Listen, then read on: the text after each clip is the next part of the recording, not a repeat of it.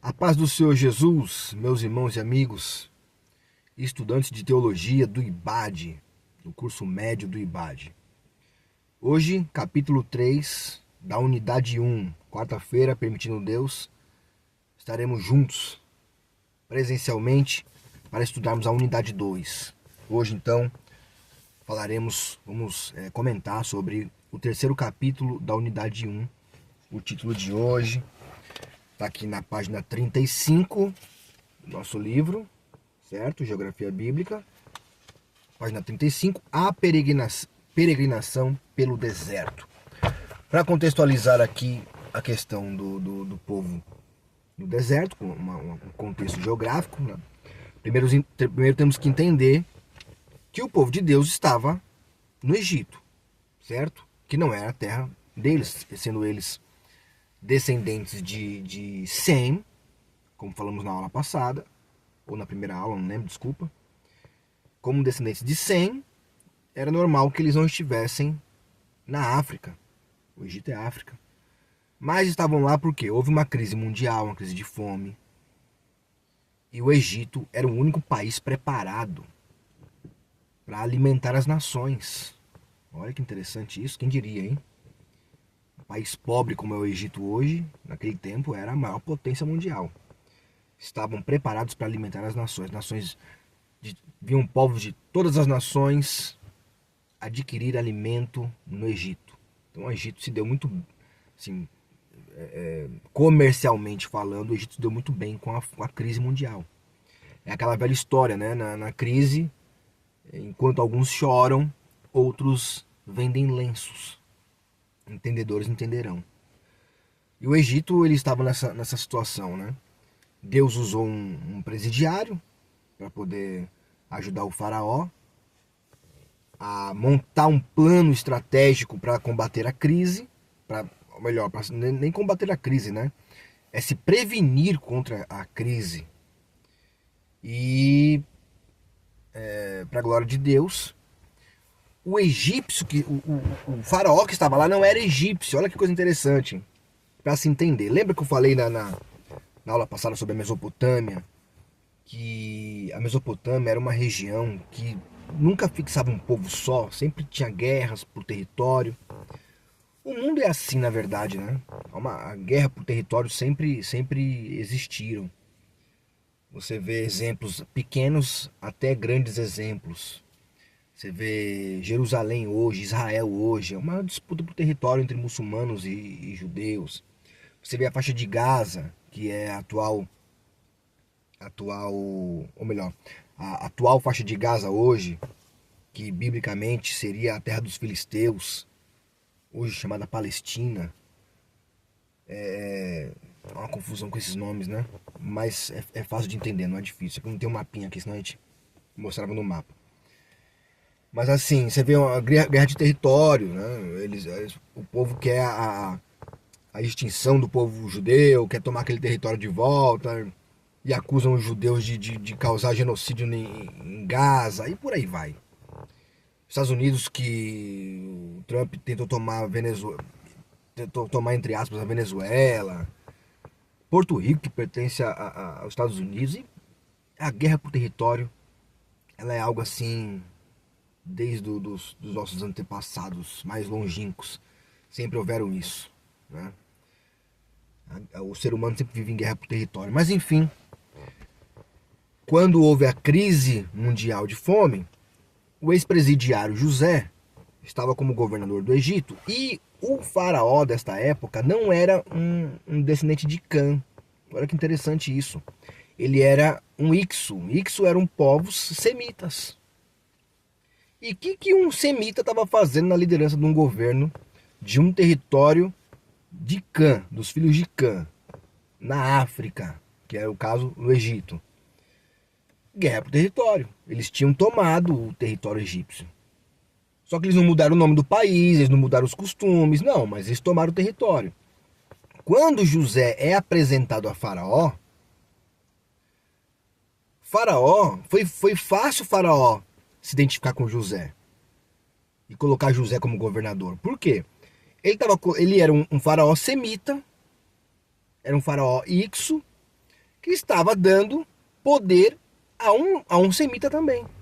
Então Deus preparou tudo na hora certa. Deus colocou um governante semita na terra dos filhos de Cã e colocou um governador também semita.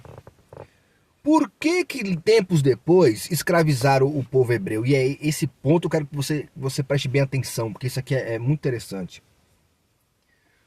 Quando o José manda trazer a sua família para o Egito, José coloca a sua família, Jacó, lembra? Seus pais, seus irmãos, na terra de Gósen, é o que o texto bíblico diz, na terra de Gósen. Geograficamente falando, onde ficava Gósen? Gósen ficava a leste da capital do Egito, onde José vivia e governava. Por que ele colocou lá? Porque a terra de Gósen é uma terra que fica próximo ao delta do rio Nilo, tá entendendo? Onde tinha muita pastagem. Porque o povo hebreu, o povo semita, é um povo acostumado em pastorear ovelhas, em lidar com animais. Você lembra, antes de José ser vendido, qual era a função de José? Era o encarregado de ir lá ver se os irmãos estavam apacentando as ovelhas. Por que eles apacentavam as ovelhas longe de casa? Olha como isso é interessantíssimo.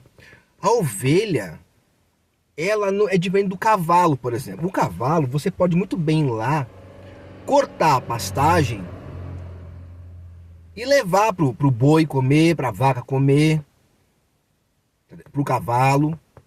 Mas a ovelha não. A ovelha é muito melindrosa. Ela só aceita comer o pasto realmente onde o pasto está plantado. Então, o pastor de ovelhas, o que ele tem que fazer?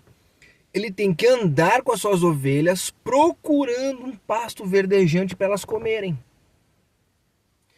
Comeu aquela pastagem daquele território, ele vai ter que procurar agora um outro lugar. Então, é uma vida muito nômade mesmo, a vida de pastor de ovelhas. Porque a ovelha só aceita... E para beber água é pior ainda. A ovelha, ela não é fácil para beber água. Olha que coisa interessante também. A ovelha precisa, por exemplo, quando ela vai se abaixar para beber água no rio, no lago, quer que seja, a água tem que ficar paradinha e a água tem que ser uma água cristalina que reflita a imagem dela. Quando ela se olha no reflexo da água, ela sente confiança, ela se abaixa e bebe a água. Quando a água era turva, o pastor tinha que colocar suas mãos na água, levantar as mãos cheias d'água e colocar a água na boca da ovelha. E por isso que as águas tinham que ser tranquilas para a água beber, para a ovelha beber, tá? Então, o povo que cuida de pastoreio de rebanho era um povo nômade, não tinha como ficar num lugar só, era um povo que tinha que estar sempre a andar. E os egípcios, tá? Eles já eram totalmente diferentes.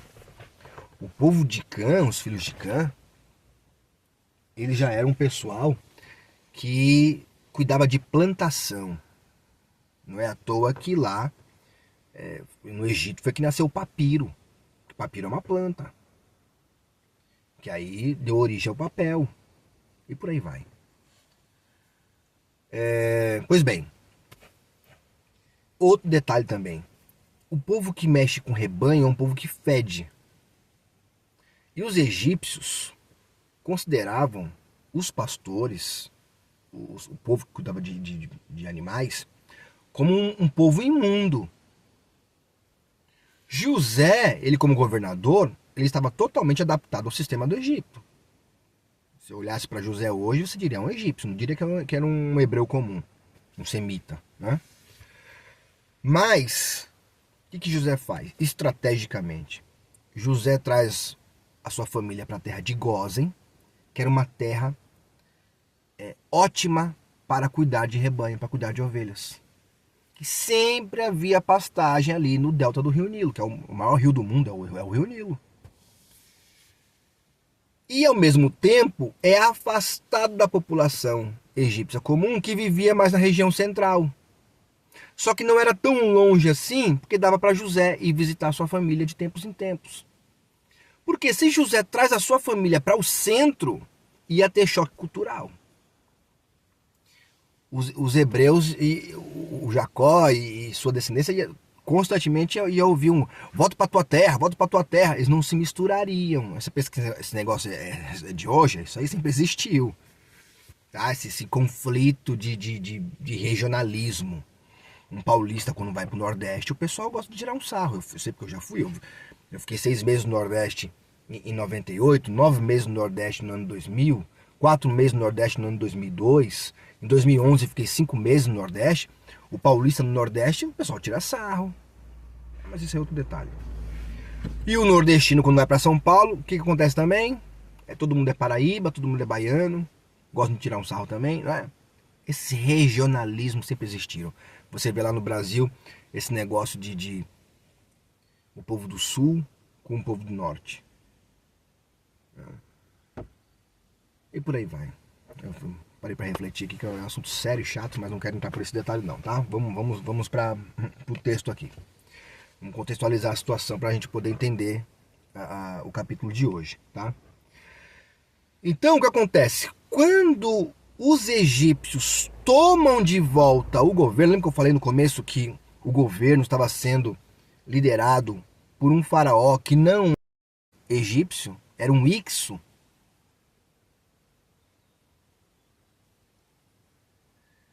O que acontece com isso? Quando o povo toma de volta o governo do Egito, você vê lá em Êxodo, no capítulo 1, os textos que revelam que o povo do Egito e veio uma geração que não conhecia José e escravizou o povo hebreu. Como assim não conhecia José? José foi um grande governador que arquitetou o maior plano de salvação da humanidade naquela época.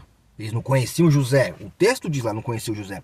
Mas quando a Bíblia fala de não conhecer, fala-se de intimidade. Ou seja, eles não tinham ligação identitária com José, porque José era um semita.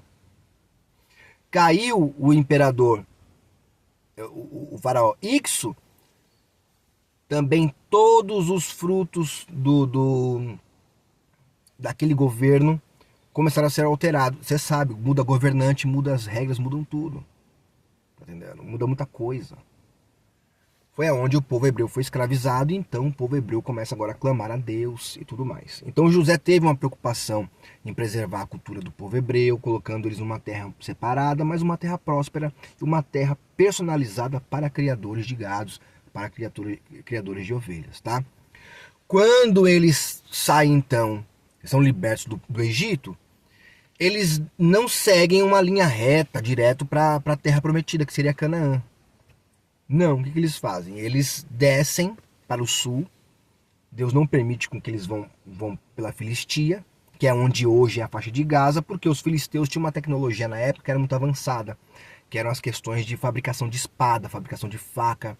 Eles eram habilidosos com os metais, coisa que os escravos só sabiam fazer tijolos. Por mais que tivessem força física bruta e boa intenção, eles não tinham habilidade. Então Deus não permitiu eles irem por lá, eles vieram pelo sul. Desceram, se reuniram em Gósen, mas desceram pelo lado sul, passaram pelo Mar Vermelho. Quando eles atravessam o Mar Vermelho, eles vão para o deserto do Sinai, mais ao sul. Eles ficam cerca de 2 anos acampados num lugar só do Egito, do deserto, depois que eles são libertos do Egito. Tá certo? Atravessaram o Mar Vermelho, Miriam cantou, aquela alegria toda. Eles foram para o deserto do Sinai. Ficaram aos pés do Monte Sinai durante 2 anos, fazendo um discipulado. Olha, geograficamente falando, eles poderiam chegar à Terra Prometida em 11 dias, 15 dias aproximadamente. Há quem diga 8 dias, mas 8 dias só se eles não dormissem, tá? Mas parando para dormir, parando para comer, é mais ou menos isso, entre 11 a 15 dias. Eles levariam do Egito até Canaã, andando pelo deserto. Mas Deus não permitiu eles irem por lá, porque o caminho era complicado, tinha que passar pela Filistia, certo? A atual Palestina, a atual faixa de Gaza. Não ia dar certo, eles iam ter problemas, eles iam morrer. Deus faz primeiro um discipulado de 2 anos. Quanto tempo dura o curso do IBAD? 2 anos, né? Uma coincidência. Eles fazem um discipulado de 2 anos lá à beira do Monte Sinai, do deserto do Sinai. Depois disso é que eles vão peregrinar agora rumo à terra, receberam a lei, construíram o tabernáculo. Aprender a cultuar a Deus, aprender o sacrifício, aprender a liturgia, organizar o povo, organizar as suas posições. Deus faz tudo organizadinho. Antes de Deus entregar a bênção, primeiro ele organiza a casa, certo? Quando eles chegam na última parada antes da Terra Prometida, foi um oásis chamado Cades Barneia. Aí você pode até conferir isso no livro. Tô fechando aqui, ó. Na página 37, fala sobre as paradas. A última foi a parada em Cades Barneia. Cades Barneia era um oásis. Sabe que é um oásis no deserto, né? Não precisa nem explicar. Se eles tivessem dado tudo certo ali, eles teriam entrado na Terra Prometida por Hebrom, em terra seca. Certo? Não precisariam atravessar o Jordão. Mas ali em Cades Barneia foi onde muitas coisas ruins aconteceram. O que aconteceu em Cades Barneia? Os espiões foram designados para serem enviados para espiar a terra. E vieram com aquelas notícias tristes lá, só tem gigantes, cidade murada, vai ser difícil, somos como gafanhotos. Desanimou o povo e o povo quis voltar. Foi onde Moisés também cometeu alguns erros, enfim. Cades Barneia, apesar de ser um oásis no deserto, a última paragem deles, ali foi um evento de muita tristeza. Você lê os textos bíblicos assim, você fica até triste. Porque em 2 anos eles teriam entrado na Terra Prometida. Tá? Depois do discipulado que eles fizeram lá no deserto do Sinai, eles teriam entrado na Terra Prometida e seria uma bênção. Mas não. Murmuraram, quiseram apedrejar Josué e Caleb, que foram os únicos que tiveram fé suficiente para enfrentar aquele desafio. E assim foi. Vou dar um pause aqui, só um minuto. Muito bem, continuando. Foi por causa dessa situação que eles viveram, foi que ficaram 40 anos no deserto. Não era para eles ficarem vagando pelo deserto durante 40 anos, tá? O problema deles foi a murmuração. Então, esse oásis chamado Cades Barneia, que o texto bíblico mostra muito bem, tá? Está escrito lá, Deuteronômio você lê, logo no início, sobre Cades Barneia e tudo mais. Mas enfim. Foi onde tudo começou, assim, na situação da aprovação deles, de ficarem 40 anos no deserto, morrer toda aquela geração para entrar uma nova. Então esse oásis tem um símbolo muito grande, porque quando Josué agora, depois de 40 anos, agora vai realmente entrar, ele já não vai mais a Cades Barneia. Ele vai pela região norte ou nordeste, mais ou menos assim, nordeste. Nordeste? Sim, nordeste. Ele vai pela região nordeste, onde ele atravessa o Rio Jordão, aí já é outra situação. Ou seja, a princípio eles não passariam pelo Rio Jordão, tá certo? Eles entrariam por Hebrom, pelos desertos do Hebrom ali. Tem muita montanha, é difícil o acesso, mas também não tinha rio para atrapalhar. Nessa segunda tentativa, que foi agora sob a liderança de Josué, após os 40 anos no deserto, que se for contar com esses 2 anos, dá 42 anos que eles ficaram no deserto. Ninguém fala sobre isso, né? Mas são 2 anos do discipulado que eles tiveram no deserto, até Cades Barneia, mas depois mais 40. Com isso, eles entraram pelo Rio Jordão, o Rio Jordão, as águas baixaram para eles passarem a seco, acamparam próximo a Jericó, e aí entraram por Jericó.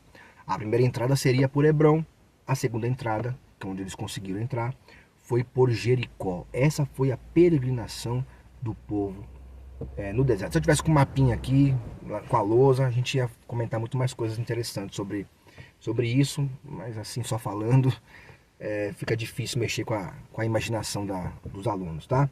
A aula foi um pouquinho mais longa, mas mais necessária. Não foi uma aula, né? Foi só um comentário sobre o capítulo 2. Leia o capítulo 2 todo, olha a tabelinha, tá certo? E aprenda. Deus abençoe. Até amanhã, se Deus quiser.